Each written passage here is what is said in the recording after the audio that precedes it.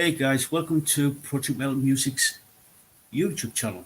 And today we are here with two members of Corners of Sanctuary. Welcome, guys. Hey, Could you introduce yourselves and what you play in the what instruments you play in the band? sure. I am Mad T. I play drums. My name is Mick Michaels, and I play guitar. Cool. And I wanted to ask you a few questions. I've been planning on this interview for about nearly enough over a year now. And because you were actually in the UK last year doing a tour. Unfortunately, with everything been kicking off with COVID-19, you had to leave the UK unexpectedly. It was only about what 2 dates in. So what happened? Why? What? Sorry about this. So what were your thoughts on being having to cancel the show in the UK? Well, I mean, we were really bummed, and I mean, we were excited to go to the UK. It was our first, opportunity to go and play, and we were doing 10 days. I think we were doing 8 shows, Yeah. 8 or 9 shows. Yeah. Actually, I think we had 8 shows booked, and we were in the process of booking one more while we were in transit. But we had been looking forward to it, and we were really bummed. You know, after our Yeah, first show, we had gotten a message that our flight had been canceled, and they were talking about, shutting the borders, travel bans, restrictions and stuff.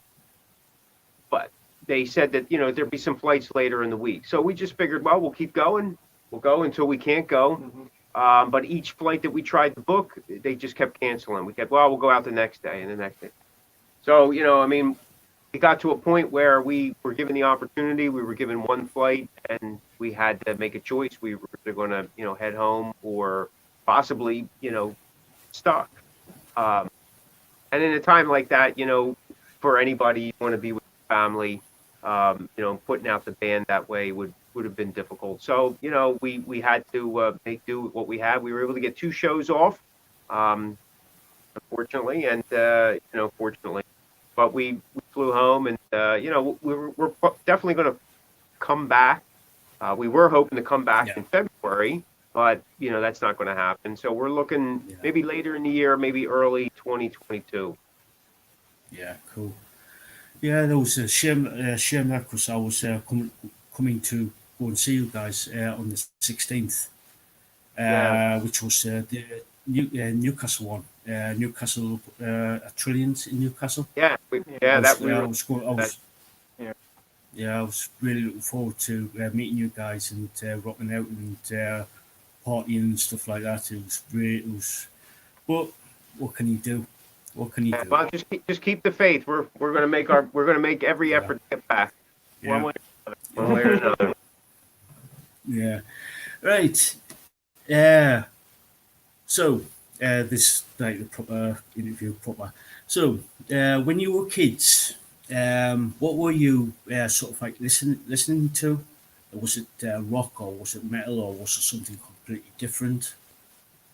What were you listening to as a kid? Um, well, it was a mix of rock, metal, and whatever was on the radio. Since being like 6 years old, you kind of were slave to the radio because the parents controlled the upper part of the car. It's kind of Right. like it's like mom, can we Yeah. can we change the channel? Can we change this channel? Oh wait, hold on, that one kind of thing. But yeah, it was really like sort of that stuff as a kid. Picture band.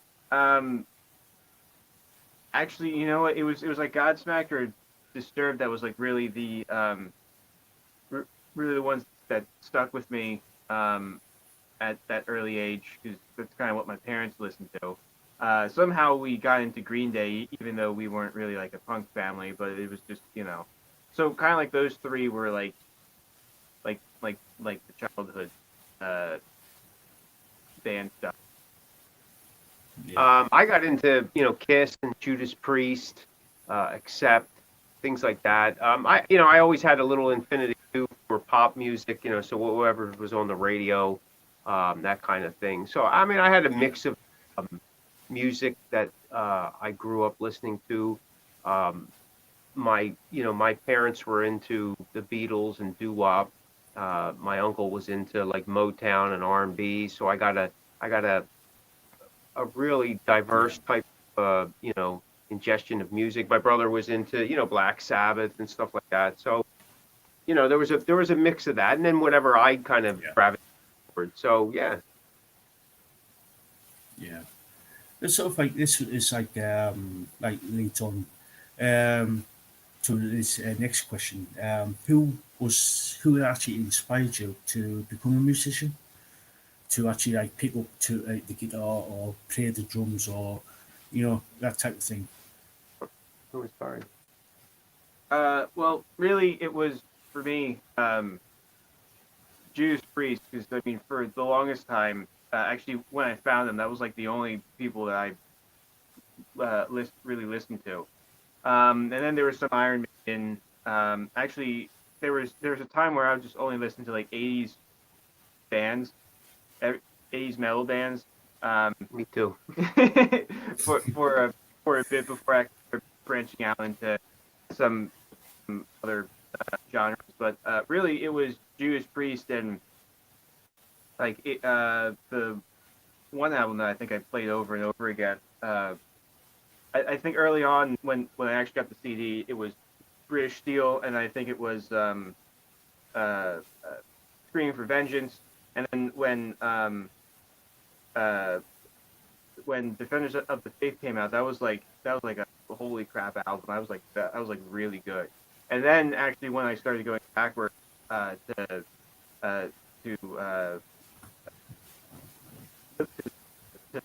Killing Machine or Hellbent for Leather in the States, and then to Stained Glass. Glass. Yeah, those wound up being like oh my god albums too. Yeah. But at that time I already had that British Steel, that Defenders of the Faith kind of, I won't say playing style, but that was gravitating. So it was really, the short answer is Judas Priest. Yeah, I was influenced by Judas Priest as well. Kiss, like Ace Frehley on guitar, Paul Stanley, K.K. Downing's like my favorite guitar player, Glenn Tipton. But I was also inspired. Like my older brother played guitar, so there was a lot of inspiration there. My grandfather played guitar and banjo and a variety of instruments. So I seen there was a lot of music growing up, and I wanted to be a part of that. I actually started out on drums. I played drums for about 8 years, something like that. But then I gravitated towards guitar because my older brother played, and younger brothers always want to be like their older brothers. So which actually helped me in the long run to write songs more. There was, but we've been inspired. I think as a band, inspiration comes from a lot of different places.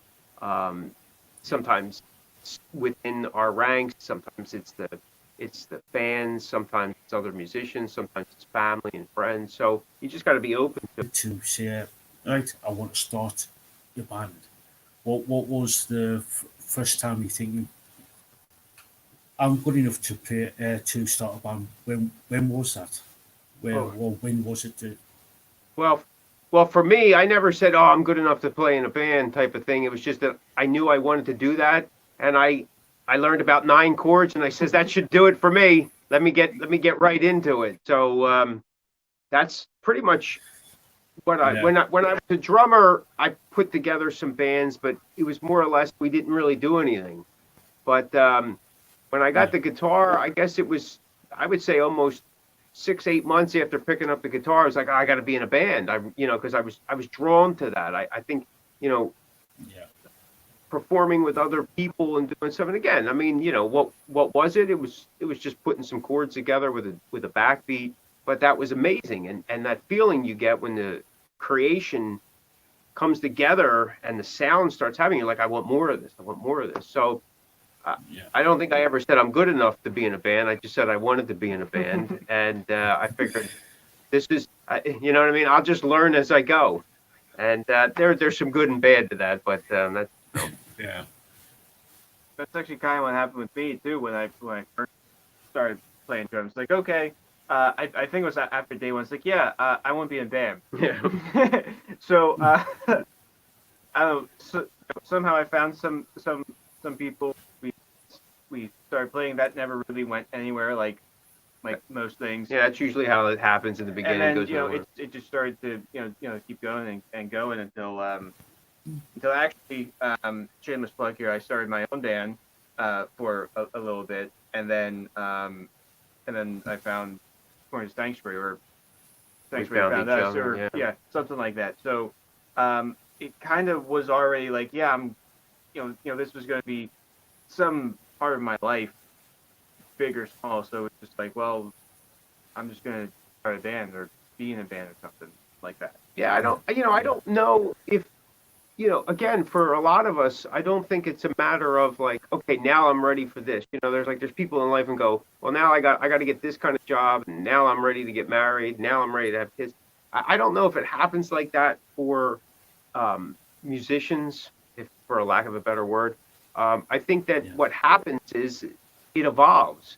And again, like T was saying, like we all started in playing with some people that really went nowhere, but we learned from that. We learned what we didn't want, and we learned what direction we wanted to go from there. So you're either going to create your own thing, or you're going to find people that that want to do something collectively. And I think that's what happens with a lot. You find that right fit over time. So that's, Yeah. So when you basically came as a collective to Corners of Sanctuary, how easy was it to start writing music together as a whole, or was it down to like one, maybe it's two people in the band, or was it a group effort to start writing music? well, when Corners of Sanctuary came together, originally the band was a trio, drummer, Yeah. myself on guitar, bass, and drummer at the time, singer. The three of us had actually, James and I had been playing together a lot. And Yeah. we had played with the drummer before in a band in the 80s called Seeker. And at the time, in around 2010 or so, we were putting together a 25-year reunion package for that band. So we were all together on and off for the next couple of years, just redoing some old stuff, doing some new stuff. So during the time, we had started talking about, hey, let's do it. What do you think about doing a new project that was more reflective of our musical roots, things that we like and that we want to hear, that we didn't feel we were hearing, in the music that was happening at the time. So I had already started writing a bunch of material. So when we came to the table, I had a bunch of songs, and initially it was just me and the drummer. We worked out some things for, I don't know, about 8 months or so, and then we brought James in, and it pretty much went from there. So, I mean, writing music has never been the issue for us. I mean, like we write a lot of music. We enjoy writing a lot of music, both independently and as a band. Um, we've had some lineup changes over the years. That's something that we've struggled with. Our original drummer left, was let go all at the same time, and we brought T in. Now T had already been working with us in terms of he was actually a roadie for the band. He helped write some of the earlier songs. I had worked with him on some of his projects as well, so I was familiar with what he could do. So we brought him in.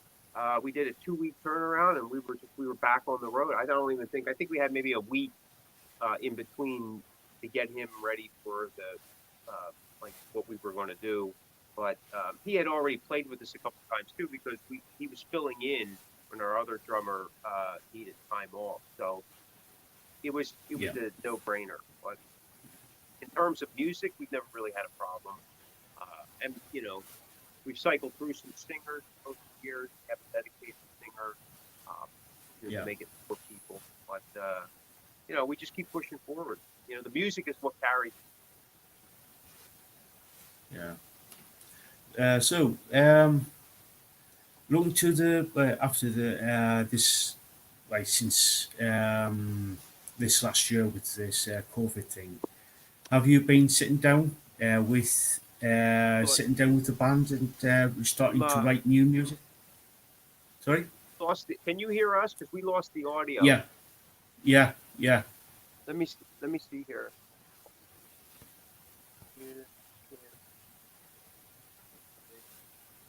Yeah, I don't know. We got it's all the way up. Can't. Oh, there we go. Let's try that. How about that?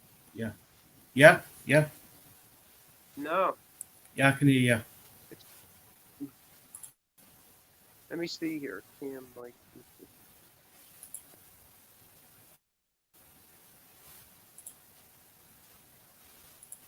Yeah.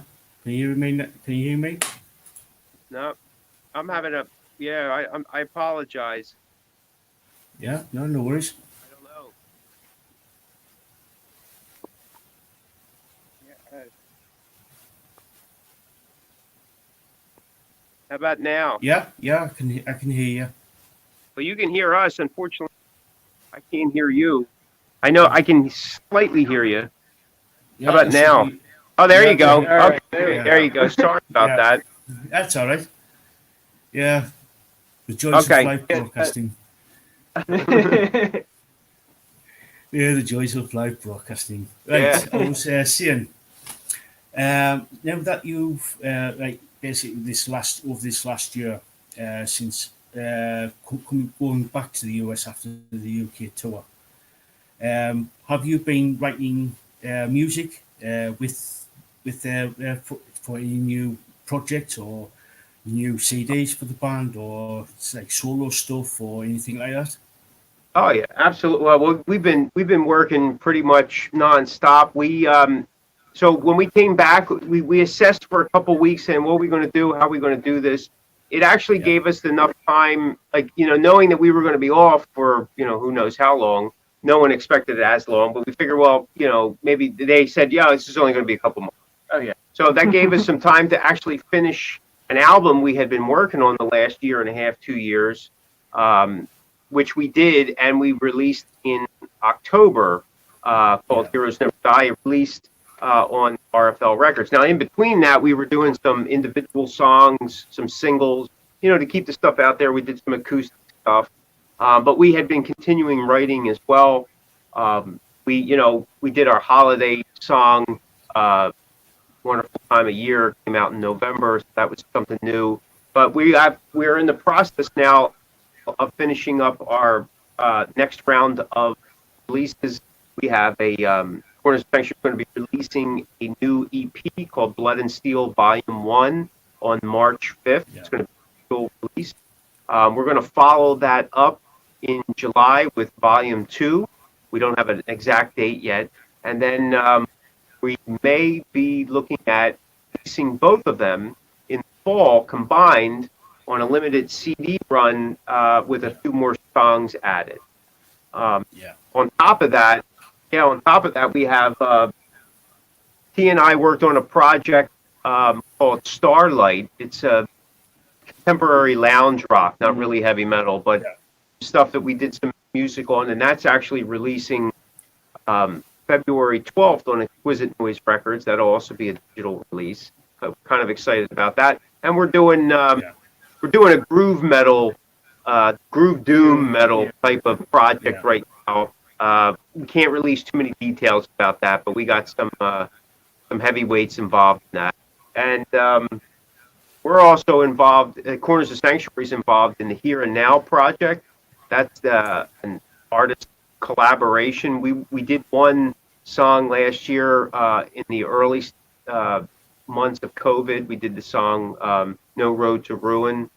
We had some guest appearances, some quality people on that, and we're working on a new song now that we hope to be out, maybe early spring, called "Let's Rock the Stage." We're trying to, gather some awareness for the Save Our Stages Act. That's, trying to help companies and venues stay afloat during this time, because if the booking companies and venues aren't around, there's no place for us to play. So we got to do our part, as well. Yeah. So we've been staying pretty busy. Yeah. Yeah, so that's cool. Well, so now when all this COVID thing has ended and we can actually safely go out back to venues, are you planning on any tours of the US or coming back over to the UK or going over to Europe for tours, or if you get the chance to do so? Oh yeah, absolutely. Well, again, if we had continued on 2020, we would have finished the UK tour. We were going to do a Southern US tour and then finish the year on the West Coast. And then the following year, this year, we were going to look at, some places, but we'll get But we are, I think, the first big tour we'll do when things get back into full swing. I mean, we'll probably do some small runs here in the States, get things back up and running for us as well, get the motors all greased up. But we're definitely going to come back.